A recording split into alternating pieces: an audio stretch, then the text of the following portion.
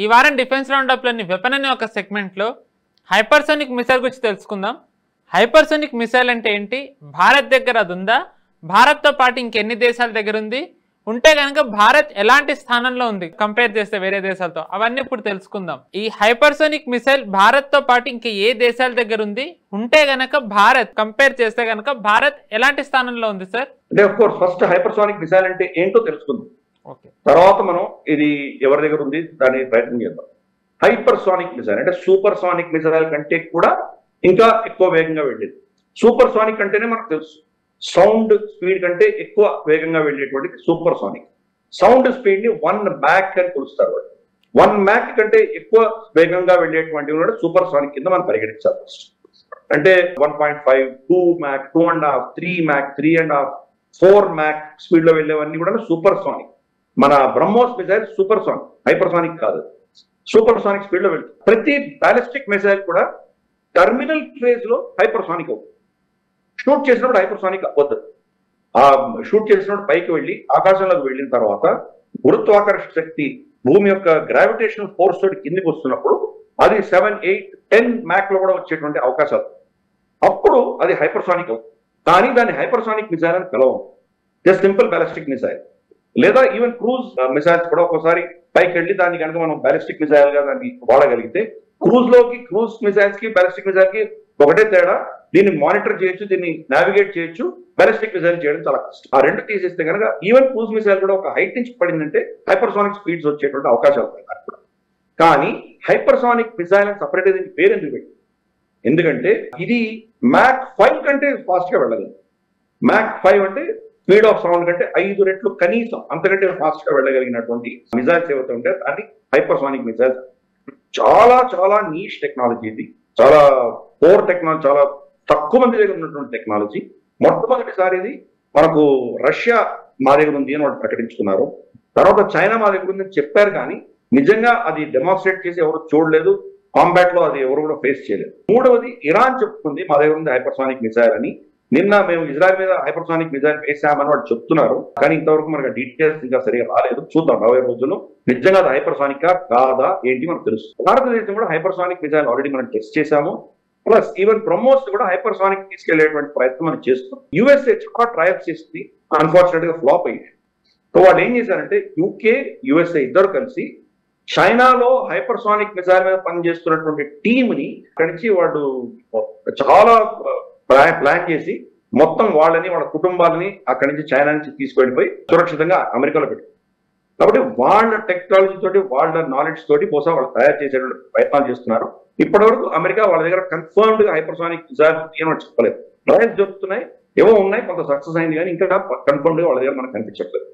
Hypersonic missile లో మొట్టమొదటిది ఏంటంటే స్టార్ట్ చెయ్యంగానే అది హైపర్సోనిక్ అవ్వదు. మామూలుగా మిసైల్ టేక్ ఆఫ్ అవడానికి స్పీడ్ పుంజుకోవాలి. స్పీడ్ పుంజుకొని అది స్పీడ్ ఆఫ్ సౌండ్ దాటి ఇంకా పైకి వెళ్ళిన తర్వాతనే అది హైపర్సోనిక్ అవుతుంది. దానికి చాలా టెక్నాలజీస్, చాలా కామన్ టెక్నాలజీ దీంట్లో ఏంటంటే ఒక బూస్టర్ ఉంటుంది, బూస్టర్ ఫేజ్ ఉంటుంది మనకు. ఫస్ట్ ఇనిషియల్ ఫేజ్ ఉంటుంది, తర్వాత బూస్టర్ ఫేజ్. ఇనిషియల్ ఫేజ్ లో మామూలు మిసైల్ కొట్టినట్టే కొడతాడు, అది ఆకాశంలోకి వెళ్ళి సూపర్ సోనిక్ స్పీడ్ అందుకోవాలి. ఫస్ట్ మ్యాక్ 2నో మ్యాక్ 3 స్పీడ్కి రావాలి.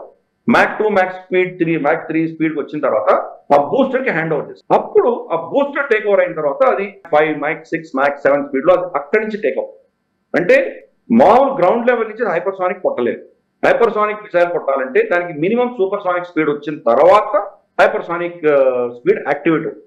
అందుకనే దానికి 2 ఫేజ్లు ఉంటాయి, 2 ఫేజ్ లో కొడతాం. సో ఫస్ట్ ఫేజ్ మా రెగ్యులర్ మిసైల్ లానే ఉంటుంది. సెకండ్ ఫేజ్ లో కావాల్సిన టెక్నాలజీ స్క్రామ్ జెట్ ఇంజిన్స్ అని, ర్యామ్ జెట్ ఇంజిన్స్ అని, ఇటువంటివి టెక్నాలజీస్ వాడుతున్నాం. దాంట్లో గాలిని సీమ్లెస్ గా తీసుకోండి, దాని మోటార్స్ ఉండవు, దాంట్లో బ్లేడ్స్ ఉండవు, ఏమి ఉండవు. అది గాలి యొక్క ఫోర్స్ తోటి గాలిను తర్వాత మనకు లోపల రెండు బర్న్. అంత స్పీడ్ లో గాలిని సక్ చేస్తూ బర్న్ అవ్వాలంటే కనుక ఆ టెక్నాలజీ చాలా ఒక హైయెస్ట్ లెవెల్లో ఉంది. పైపెచ్చు అక్కడ మెటలర్జీ కూడా, దాని మీద ఉన్నటువంటి కేసింగ్ మీద ఉన్నటువంటి మెటల్స్ ఏవైతే ఉన్నాయో మనం ఆ స్పీడ్ లో వెళ్తున్నప్పుడు అవి బర్న్ అయిపోయేటువంటి, కాలిపోయేటువంటి ప్రమాదం ఉంది. మనం చూస్తున్నాం మనకు రాకెట్స్ ఏవైతే మనకు స్పేస్ లోకి వెళ్తున్నాయో అవి తిరిగి వస్తున్నప్పుడు కాలిపోతుంటాయి. అందుకనే చాలా చాలా షీల్డ్స్ పెడతారు, వాటికి హీట్ షీల్డ్స్ పెడతారు. హీట్ షీల్డ్స్ లేకపోతే కనుక చాలా డిజాస్టర్స్ అయ్యి రిటర్న్ లో కాలిపోయినటువంటి కూడా ఉన్నాయి. కాబట్టి స్పేస్ ఎంట్రీలో మనం ఉలకలు అంటుంటాం, దాన్ని మనం మీటియార్స్ అంటుంటాం. మెటియార్స్ ఎక్కడో ఆకాశంలో ఉన్నటువంటి రాడ్ అవి మన భూమి మీదకి ఎంటర్ అవ్వగానే ఆ స్పీడ్ కి ఆ హీట్ జనరేట్ అయ్యి కాలిపోతుంది. చాలా తక్కువ గులకలు మన భూమి మీద పడతాయి, ఇవన్నీ గాల్లోనే కాలిపోతాయి. కాబట్టి ఆ స్పీడ్ లో వెళ్తున్నప్పుడు ఆ మెటలర్జీ చాలా అద్భుతంగా ఉంటుంది. ఆ హీట్ ని తట్టుకోగలిగి ఆ స్పీడ్ లో వెళ్ళినా మెటల్ డ్యామేజ్ అవ్వకుండా, మిసైల్ డ్యామేజ్ అవ్వకుండా ఉన్నటువంటి మెటలర్జీ అనేది చాలా కీలకం. ఇది చాలా తక్కువ దేశాల్లో ఈ టెక్నాలజీ ఉంది. ప్రపంచవ్యాప్తంగా 4-5 దేశాల నుంచి ఆ టెక్నాలజీ ఎవరి దగ్గర లేదు. భారతదేశం ఏపీజే అబ్దుల్ కలాం గారి యొక్క మిజైల్ ప్రోగ్రామ్ ఆధారంగా ఈ మెటలర్జీ మీద చాలా కాలంగా పనిచేస్తున్నాం. హైదరాబాద్ లోనే మనకు మిధాని ఉంది, మిశ్ర ధాతు నిగమ్, కానీ వేరే మెటలర్జీకి సంబంధించి. సరే, అఫ్ కోర్స్ ప్రభుత్వ రంగ సంస్థది, కానీ ప్రైవేట్ రంగంలో కూడా మనం చాలా పురోగతి చెందుతాం ఇంట్లో. కాబట్టి భారతదేశంలో హైపర్సానిక్ టెక్నాలజీ మనకు ఉన్నది.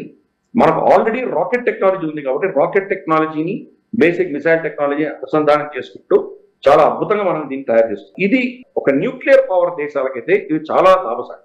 ఎందుకంటే శత్రువు దీన్ని ఆపలేదు. ఈ రోజు దాకా హైపర్సానిక్ మిసైల్ ఆపగలిగినటువంటి కౌంటర్ మిసైల్ సిస్టమ్ ప్రపంచంలో లేదు. ఇది ఎలా ఉంటుందంటే, for instance sprinters, Ben Johnson లాంటి వాళ్ళు ఆల్మోస్ట్ 9 సెకండ్లలో వాళ్ళు 100 మీటర్లు పరిగెత్తేటువంటి వాళ్ళు పరిగెత్తి వస్తుంటే వాళ్ళని ఓవర్టేక్ చేసి వాళ్ళని కొట్టగలగారు. అది హ్యూమన్లీ ఇంపాసిబుల్. మానవ జాతిలోనే ఫాస్టెస్ట్ వెళ్తారు. వాళ్ళకంటే ఫాస్ట్ వెళ్ళి వాళ్ళని కొట్టాలంటే ఆ టెక్నాలజీ ప్రస్తుతానికి భూమిలో లేదు. అది ఇంకా తయారు చేయాలి. సో ఇవన్నీ కూడా ఏంటంటే, ఒకసారి హైపర్సానిక్ మిసైల్ అంటూ స్టార్ట్ అయిందంటే దాని యొక్క కొంత చాలా ఉంటుంది, 15-20 సంవత్సరాలు దాన్ని కౌంటర్ చేసే టెక్నాలజీ, దాన్ని ఏంటి అన్నది ఆలోచించడానికి చాలా సమయం పడుతుంది. దాని యొక్క హీట్ సిగ్నేచర్ వెనకాల ఉన్నా కానీ కూడా దాని యొక్క రాడార్ లో కనిపించేటువంటి ఫ్రేమ్ చాలా చిన్నగా ఉంది, ఓ డాట్ లాగా వస్తుంది. పెద్ద ఫ్రేమ్ అయితే మీరు పసిగట్టచ్చు, చిన్నది వస్తే ఎలా పడుతుంది. కాబట్టి ఈ ప్రస్తుతానికి అయితే దానికి తిరుగు లేదు. రష్యా ఆల్రెడీ యుక్రెయిన్ మీద దాడి చేసింది. ఈ రోజు ఆల్రెడీ కాంబాట్ లో అది వాడారు. అమెరికన్ డిఫెన్స్ మిసైల్ థాడ్ గీడు ఏవి ఆపలేకపోయింది. అఫ్ కోర్స్ యుక్రెయిన్ క్లెయిమ్ చేసింది, మేము కొట్టామో దాన్ని ఆపామని చెప్తున్నారు, కానీ అది ఆపలేదు. నిజంగా వాళ్ళు వెళ్ళి కొట్టారు. అలాగే ఇరాన్ యొక్క హైపర్సానిక్ మిసైల్స్ వాళ్ళు నిజంగా ఫైర్ చేశారా, దాన్ని వీళ్ళు ఆపగలిగారా, మనకు డీటెయిల్స్ రిపోర్ట్ రావాలి. వీళ్ళు క్లెయిమ్ చేస్తున్నారు, కానీ ఇంతవరకు ఇజ్రాయెల్ అయితే స్పందన లేదు. ఇజ్రాయెల్ మీద పడినట్టు వెపన్స్ అఫ్ కోర్స్ మ్యాక్ 5 కంటే స్పీడ్ లో వచ్చి పడ్డాయి, కానీ అవి హైపర్సానిక్ మిసైల్స్ కాకపోవచ్చు, రెగ్యులర్ బ్యాలిస్టిక్ మిసైల్స్ కూడా అయి ఉండొచ్చు. కాబట్టి అది చూద్దాం. కాంబాట్ లో ఇంతవరకు ఎవరు వాడలేదు. మన జరిగినటువంటి ఆపరేషన్ సింధూర్లో కూడా భారతదేశం ఇంతవరకు ఇంకా వాడలేదు. బహుశా మనం నెక్స్ట్ పెద్ద మేజర్ గా యుద్ధం అంటూ జరిగింది కానీ బహుశా అక్కడ మనం వాడేటువంటి అవకాశాలు ఉన్నాయి. వీటి యొక్క డెవలప్మెంట్స్ అనేది ఇంకా చాలా మంది చేస్తున్నారు, కానీ ఈ యొక్క నీష్ టెక్నాలజీ చాలా కష్టం. దీన్ని అబ్జర్వ్ చేసుకోవడం చాలా కష్టం. ఇది ప్రస్తుతానికి మనకు అవన్ గార్డ్ అని చెప్పేసి రష్యా వాడుతోంది. అలాగే మనకు జెర్కాన్ అని చెప్పేసి మనకు రష్యాకి ఇంకొకటి ఉంది. ఇటువంటివి కొన్ని మాత్రమే ఈరోజు కంప్లీట్ గా డిప్లాయ్ అయిపోయినా ఉన్నాయి. భారతదేశంలో ఇంకా హైపర్సానిక్ మిసైల్ డిప్లాయ్ అవ్వలేదు. మన దగ్గర కెపాసిటీ ఉంది, డెవలప్ చేశాము, డెమాన్స్ట్రేట్ చేశాము. ఈవెన్ బ్రహ్మోస్ కూడా హైపర్సానిక్ తీసుకెళ్లేటువంటి ప్లాన్స్ మనం ఆల్రెడీ మొదలు పెట్టాము. ర్యామ్ జెట్, స్క్రామ్ జెట్ రెండింటినీ మాస్టర్ చేసేటువంటి ప్లాన్స్ కూడా చేస్తున్నాము. ఇంకా మన అంబుల పొదల్లో హైపర్సానిక్ మిసైల్ అఫీషియల్ గా డిప్లాయ్ అవ్వలేదు. చేస్తాం, మనకు ఆల్రెడీ కెపాసిటీ ఉంది కాబట్టి ఒకసారి త్వరలోనే చేసేస్తాం. మనకి ఇబ్బంది. ఇరాన్ క్లెయిమ్ చేస్తోంది, మరి ఇరాన్ క్లెయిమ్ కరెక్టా కాదా అన్నది ఈ యుద్ధంలో మనకు తెలుసు.